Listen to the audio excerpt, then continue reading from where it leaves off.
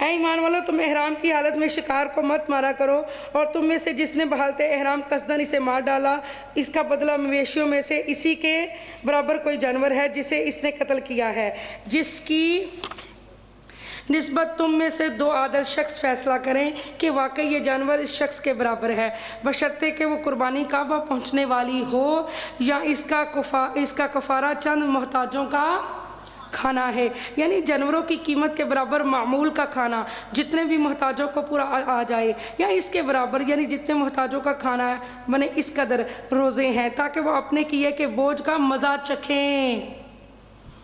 جو کچھ اس سے پہلے ہو، یعنی اس جانور کی جو قیمت لگے گی، اس ٹائپ کا جانور اس کو خریدا جائے اور اس کی قیمت کے برابر اس کو یا خرید کر بیچا جائے، اور جو پیسہ ہے وہ غربا پر، مسکینوں پر خرچ کیا جائے۔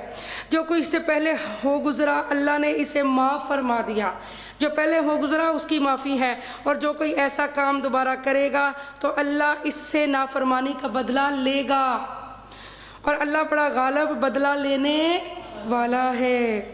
تمہارے لیے دریا کا شکار، اس کا کھانا تمہارے اور مسافروں کے فائدے کی خاطر حلال کر دیا گیا۔ اچھا، میں نے صلح حدیبیہ کا ذکر کیا تھا، ایکچولی وہ آئے گی لیکن مجھے شبہ پڑا کہ شاید یہاں پہ آنے والی ہے تو وہ آگے ہے۔ تمہارے لیے دریا کا شکار اور اس کا کھانا تمہارے اور مسافروں کے فائدے کی خاطر حلال کر دیا گیا ہے، اور خشکی کا شکار تم پر حرام کیا گیا ہے، خشکی کا شکار تم پر حرام کیا گیا ہے جب تک کہ تم حالت احرام میں ہو، اور اللہ سے ڈرتے رہو جس کی بارگاہ کی طرف تم سب جمع کیے جاؤ گے۔ اللہ نے عزت و ادب والے گھر کعبہ کو لوگوں کے لیے اپنی دینی دنیاوی امور میں قیام امن کا باعث بنا دیا ہے، اور حرمت والے مہینے کو اور کعبہ کی قربانی کو اور گلے میں علامتی پٹے والے جانوروں کو بھی جو حرم مکہ میں لائے گئے ہوں۔ یہ خاص وہ قربانی کے جانوروں کی ایک نشانی ہوتی تھی کہ ان کے گلے میں ایسی نشانی ڈال دی جاتی تھی تو پتہ چلتا تھا یہ اللہ کی راہ میں حج کے دوران قربان کیے جائیں گے۔ علامتی پٹے والے جانوروں کو بھی جو حرم میں لائے گئے ہوں سب کو اسی نسبت سے عزت اور احترام عطا کر دیا گیا ہے، یہ اس لیے کہ تمہیں علم ہو جائے کہ جو کچھ آسمانوں میں ہے، جو کچھ زمین میں ہے، اللہ خوب جانتا ہے، اللہ ہر چیز سے بہت واقف ہے۔ جان لو کہ اللہ سخت گرفت والا ہے، اللہ سخت گرفت والا ہے، اور یہ کہ اللہ بڑا بخشنے والا، بہت رحم فرمانے والا بھی ہے۔ یعنی 2 اللہ تعالیٰ کی یہاں پہ دیکھیں، اللہ نے سختی سے گرفت کا ذکر بھی کیا اور اپنی نرمی کا ذکر بھی کیا، سبحان اللہ۔ چونکہ کچھ ایسے لوگ ہوتے ہیں جن پر سختی ضروری ہوتی ہے، اور کچھ اللہ کے ایسے نیک بندے ہوتے ہیں، سبحان اللہ، کہ جن کے ساتھ اللہ بڑا نرمی والا معاملہ فرماتا ہے، وہ ڈر جاتے ہیں۔ گھر میں بھی کچھ ایسے بچے ہوتے ہیں نا جن پر سختی کرنی پڑتی ہے، اور کچھ کئیوں کو پیار سے بلا کے سمجھائیں تو ان کو سمجھ آ جاتی ہے۔ تو اللہ سبحانہ تعالیٰ نے ارشاد فرمایا کہ اللہ سبحانہ تعالیٰ گرفت بھی کرنے والا ہے اور اللہ تعالیٰ مہربانی بھی کرنے والا ہے۔ تو ڈر جاؤ اللہ پاک سے، جان لو کہ اللہ سخت گرفت والا ہے۔ جب اللہ پکڑتا ہے اللہ ڈھیل دیتا ہے، اللہ کی لاٹھی بڑی بے آواز ہے، جب اللہ پکڑتا ہے تو پھر بندے کو مہلت نہیں ملتی۔ رسول اللہ پر احکام کاملہ پہنچا دینے کے سوا کوئی اور ذمہ داری نہیں۔ اللہ کے نبی نے تم تک پیغام پہنچا دیا، اے میرے محبوب آپ کا پیغام پہنچا دینا کافی ہے، ہدایت دینا آپ کا کام نہیں، ہدایت تو اللہ سبحانہ تعالیٰ دیتے، اور اللہ وہ سب کچھ جانتا ہے جو تم ظاہر کرتے ہو اور جو تم چھپاتے ہو۔ فرما دیجئے پاک اور ناپاک دونوں برابر نہیں ہو سکتے، ٹھیک ہے جی۔ جو لوگ شراب بیچ کر یا حرام کمائی سے جو ہے لوگ امیر ہوئے ہیں، اگر وہ اللہ کی راہ میں صدقہ اور خیرات کرتے ہیں تو ان کا قبول نہیں ہوگا۔ اللہ سبحانہ تعالیٰ نے ارشاد فرمایا، فرما دیجئے پاک اور ناپاک دونوں برابر نہیں ہو سکتے۔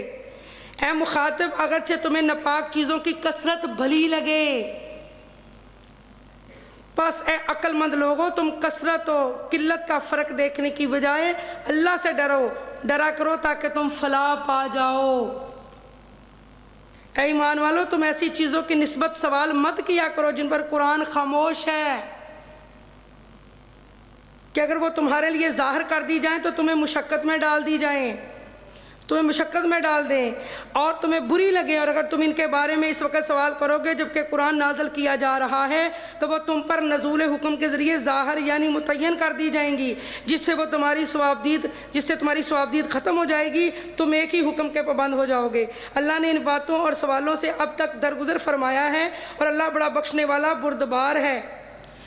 ایک صحابی نے عرض کیا، یا رسول اللہ کیا حج ہر سال فرض ہے؟ حضور چپ رہے۔ کیا حج ہر سال فرض ہے؟ آقا چپ رہے۔ کیا حج ہر سال فرض ہے؟ سرکار چپ رہے۔ آپ نے فرمایا اگر میں ہاں کہہ دیتا تو ہر سال حج فرض ہو جاتا۔ تو اس آیت سے بتایا یہ جا رہا ہے، سمجھایا یہ جا رہا ہے کہ سوال نہ کیا کرے۔ زیادہ سوال کرنے سے انسان کی گرفت ہوتی ہے، پکڑ ہوتی ہے، پھر انسان کے لیے مشکل ہو جائے گا۔ تو اللہ نے جب آسانی دی ہے تو آپ اپنے لیے کیوں تنگی جو ہے وہ خریدتے ہیں، اور سوال نہ زیادہ کیا کریں۔ سمجھ رہی ہے میری بات کو؟ زیادہ سوالات سے منع کیا گیا ہے۔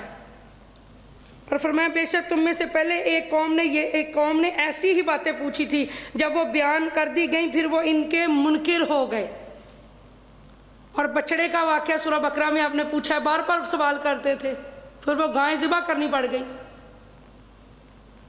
اللہ نے نہ تو بہرا کو امر شرعی میں مقرر کیا، یہ جی بتوں کے نام ہیں جو وہ اپنے بتوں کو خاص انہوں نے وقف کیے ہوئے تھے، جانور اپنے بتوں کے نام پر، تو یہ ان بتوں کا ذکر ہے جو انہوں نے نام رکھے تھے اپنے بتوں کے۔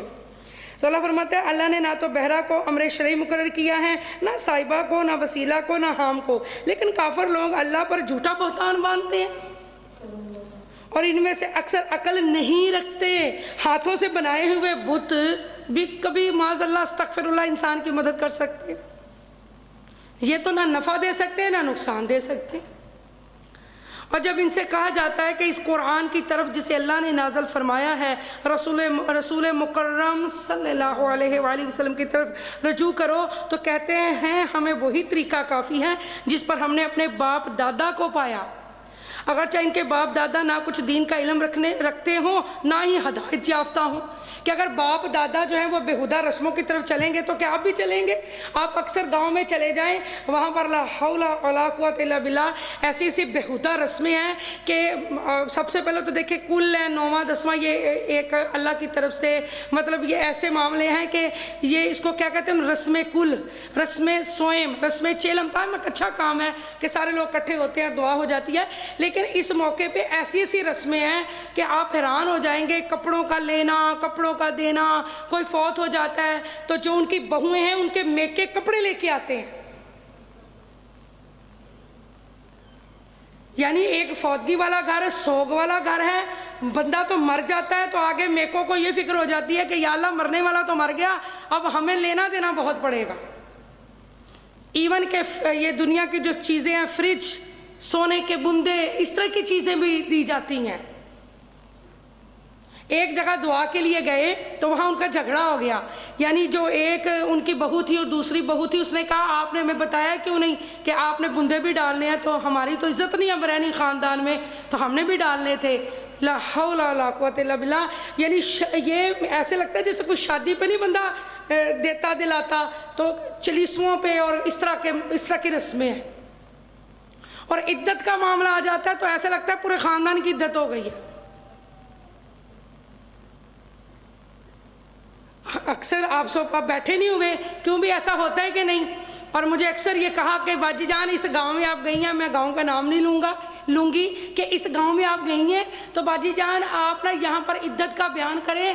یہاں تو ایک عورت کا میاں فوت ہوتا ہے تو اس کے جو رشتہ دار ہوتے ہیں نا، اگر پھوپھی کی عدت ہے تو ساتھ دوسرے، اگر خالہ کی عدت ہے تو ساتھ بھتیجیاں، یعنی ان کی بھی ایسے ہی حالت ہوتی ہے کہ خالہ سوگ میں ہے تو ہم بھی اچھے کپڑے نہیں پہنیں گے، جبکہ سوگ 3 دن ہوتا ہے، بیوہ کی عدت 4 مہینہ 10 دن ہے۔ ہر بندہ جو دنیا سے جاتا ہے اس کا سوگ کتنے دن ہے؟